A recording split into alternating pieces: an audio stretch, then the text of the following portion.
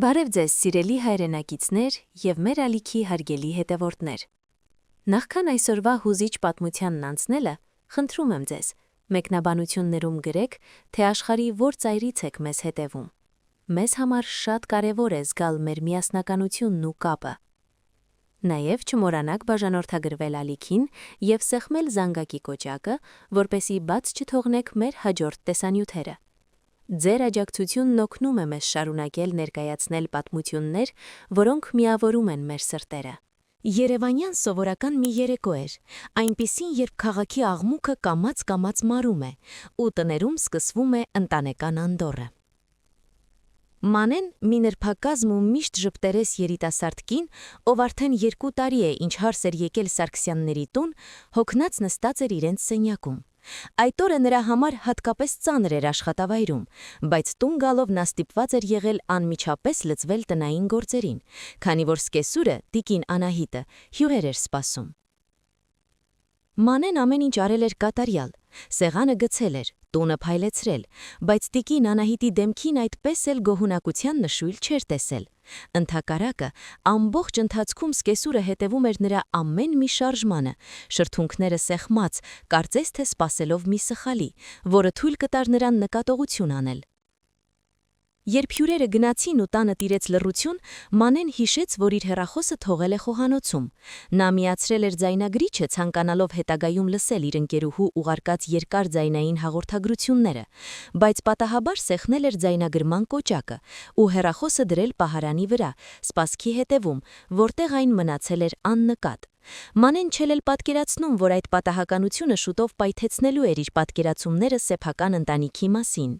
Առավոտյան, երբ բոլորը գնացել էին գործի ու Մանեն մնացել էր մենակ, նա վերցրեց հեռախոսը։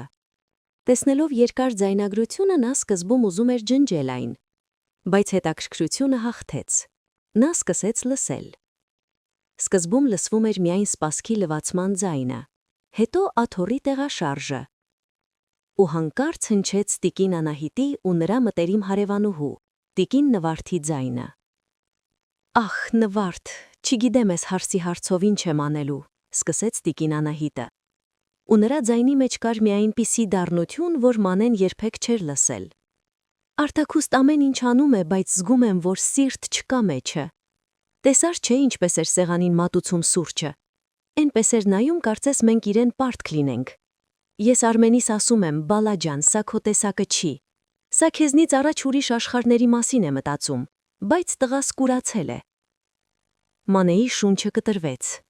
Նա նստեց խոհանոցի աթոռին, ձեռքերը սկսեցին դողալ։ Բայց ձայնագրությունը շարունակվում էր։ Անահիտ ջան, պատասխանում էր Նվարդը։ Դե հիմիկվա ջահելներն են այդպիսին։ Իսկ ի՞նչն է քեզ կոնկրետ նեղում։ Ամեն ինչը, Նվարդ։ Որ գնում է իր մոր տուն ու այնտեղից գալիս է փոխված։ Երևի մայրն է սովորեցնում, որ մեզ հետ սառը լինի։ Իսկ այն օրվա ոսկիների պատմությունը։ Հիշում ես, որ ասում էի մորս մատանին եմ ուզում տալ իրեն։ Տվեցի, վերցրեց, շնորհակալություն ասաց ու դրեց պահարանը։ Երբեք չի կրում։ Ասում է հնաոճ է։ Իմ մոր հիշատակին հնաոճ է ասում։ Դա գիտես ինչքան է ցավեցնում ինձ։ Բայց ես լռում եմ, Նվարդ։ Ես լռում եմ, որ տղուս տունը չքանդվի։ Ուզում եմ, որ Արմենս երջանիկ լինի։ Բայց սիրտս մաշվում է, որ տեսնում եմ ոնց է այս աղջիկը կամաց-կամաց տիրում տանը ու ինձ դուրս մղում։ Ձայնագրության մեջ լսվում էր, թե ինչպես է տիկին Անահիտը սկսում լաց լինել։ Դա հեկեկոց չէր, այլ մի տեսակ խուլ, ներքին ցավի դրսևորում։ Մանեն ապշած էր։ Նա երբեք չէր մտածել, որ իր կողմից սովորական թվացող քայլերը, օրինակ մատանին չկրելը, որպեսզի այն չվնասվի աշխատանքի ժամանակ, կարող են այսքան սխալ մեկնաբանվել։ Նա լսեց, թե ինչպես է սկեսուրը քննադատում իր աշխատանքի ժամերը, իր ընկերուհիներին, նույնիսկ այն, թե ինչպես է նա Արմենի համար շորեր գնում։ Ամեն ինչ ուզում է իր ձեռքը վերցնել, Նվարդ, ինձնից խլում է տղուս հոգսը քաշելու հնարավորությունը, ասում էր Անահիտը։ Մանեն հասկացավ մի կարևոր բան, այն, ինչ ինքը համարում էր օգնություն և հոգատարություն, սկեսուրի համար ընկալվում էր որպես իշխանության կորուստ։ Այդ ձայնագրությունը մի հայելի էր, որի մեջ Մանեն տեսավ ոչ թե իրեն, այլ իր սկեսուրի վախերն ու միայնությունը։ Տիկին Անահիտը վախենում էր դառնալ ավելորդ սեփական տանը։ Ձայնագրության վերջին մասում տիկին Անահիտն ասաց մի խոսք, որը վերջնականապես փոխեց Մանեի զայրույթը կարեկցանքի։ Գիտես Նվարդ, երբեմն նայում եմ նրան, երբ նա քնած է լինում բազմոցին, հոգնածությունից ուժասպառ, ու սիրտս կտոր-կտոր է լինում։ Ուզում եմ մոտենալ, գրկել, ասել աղջիկս, ես քեզ սիրում եմ, բայց կոկորդս սեղմվում է։ Ես չգիտեմ ոնց լինեմ մայր, երբ ինձ թվում է, թե ես այլևս ոչ մեկին պետք չեմ։ Այդ օրը Մանեն երկար քայլեց Երևանի փողոցներով։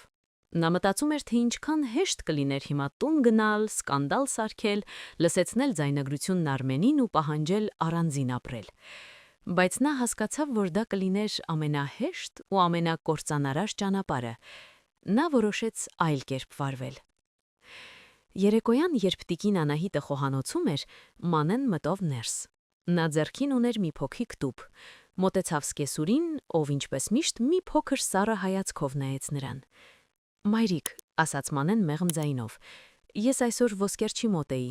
Խնդրեցի, որ ձեր մորից մնացած մատանին մի փոքր մաքրեն ու ամրացնեն քարը։ Ես ուզում եմ այն կրել ամեն օր, որովհետև դա ձեր ընտանիքի պատմությունն է, ու ես հպարտ եմ, որ այդ պատմության մի մասնիկն եմ»։ Տիկին Անահիտի ձեռքից գդալն ընկավ։ Նա նայեց Մանեին ու նրա աչքերում առաջին անգամ երևացին արցունքներ, որոնք թաքցնելու կարիք նա այլևս չուներ։ «Մանե ջան», միայն կարողացավ ասել նա։ Այդ երեկո նրանք երկար խոսեցին։ Ոչ թե ձայնագրության մասին, այլ կյանքի, վախերի, սպասումների մասին։ Մանեն հասկացավ, որ թիկունքում խոսելը հաճախ ոչ թե մարդու վատ լինելու նշան է, այլ նրա ուղիղ խոսելու անկարողության։ Նա սովորեց լինել ավելի համբերատար, իսկ տիկին Անահիտը սովորեց վստահել։ Տարիներ անց, երբ Մանեն արդեն ուներ իր սեփական դուստրը, նա երբեմն հիշում էր այդ ձայնագրությունը։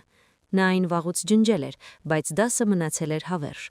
Ընտանիքում ամենամեծ ուժը ոչ թե ճշմարտությունը բացահայտելն է, այլ այն ճշմարտությունը հասկանալն ու ներելը, որը կարող էր քանդել ամեն ինչ։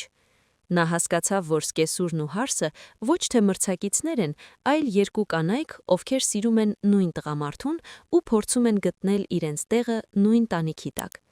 Այդ օրվանից Սարգսյանների տանը ձայնագրիչների կարիք այլևս չեղավ, որովհետև այնտեղ սովորեցին խոսել սրտով, այլ ոչ թե թիկունքի հետևում։ Իսկ Մանեն միշտ հիշում էր, երբեմն լռելը նշանակում է լսել այն, ինչն ավելի կարևոր է, քան բառերը։